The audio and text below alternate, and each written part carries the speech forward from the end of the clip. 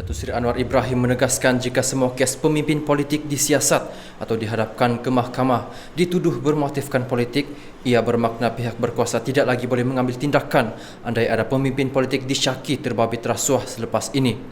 Serentak itu, Perdana Menteri berkata adalah tidak benar untuk pihak tertentu mendakwa semua kes membabitkan pemimpin parti politik yang disiasat atau dihadapkan ke mahkamah adalah bermotifkan politik. Untuk mengatakan semua kes yang diambil pemimpin politik disiasat pihak berkuasa itu ada motif politik, maknanya tak boleh siasat pemimpin politik tangkap jika ada kes-kes rasuah lain membabit pemimpin politik yang besar-besar semua lepas soalnya.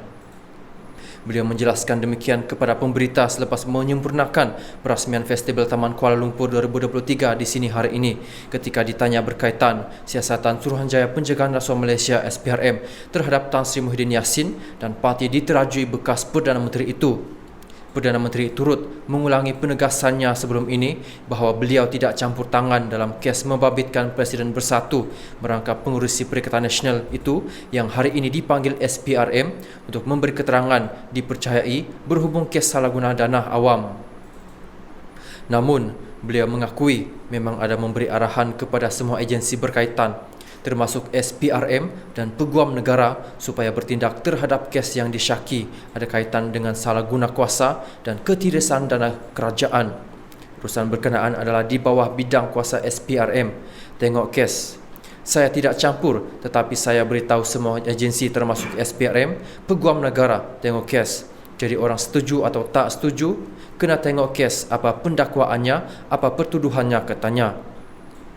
Dalam kes Muhyiddin yang juga ahli Parlimen Pagoh dipanggil SPRM untuk memberi keterangan, Anwar berkata, belum ada apa-apa keputusan dimaklumkan kepada umum mengenai perkara itu setakat ini. Belum tahu apa keputusan setakat ini. Muhyiddin hanya dipanggil, sebab itu saya kata kena lihat dulu ada kes atau tidak. Ini urusan SPRM. Sampai sekarang saya tak tahu apa akhirnya, katanya. Justru, beliau mengajak semua pihak yang mahu negara bersih daripada rasuah harus melihat kes berkaitan gejala itu secara satu persatu, sama ada setiap kes itu benar-benar pendakwaan politik atau berdasarkan fakta. Yang saya sebut selama ini, Jana Wibawa, program Jana Ekonomi Pemerkasaan Kontraktor Bumi Putera Berwibawa, Tebatan Banjir itu berdasarkan dokumen Kementerian Kewangan, bukan dari SPRM atau Jabatan Peguam Negara, katanya. Ini kali kedua Muhyiddin dipanggil memberi keterangan mengenai Jana Wibawa oleh SPRM selepas kali pertama pada 18 Februari lalu dan bekas Perdana Menteri ketika itu menegaskan beliau dipanggil sebagai saksi bukannya suspek. Bagaimanapun, sehari kemudian SPRM mengesahkan pengurusi PN itu antara suspek yang disiasat berhubung kes berkenaan dan siasatan ke atasnya masih diteruskan. Kemudian pada 21 Februari, Ketua Penerangan Bersatu, Datuk Wan Saiful Wan Jan, didakwa di Mahkamah Session Kuala Lumpur atas pertuduhan meminta dan menerima rasuah RM6.9 juta membabitkan projek Jana Wibawa bernilai RM232 juta tahun lalu, namun mengaku tidak bersalah. Hari sama, Timbalan Ketua Bahagian Bersatu Segambut, Adam Muhammad dihadapkan ke mahkamah sama atas dua pertuduhan termasuk menerima rasuah RM500,000 membabitkan projek sama.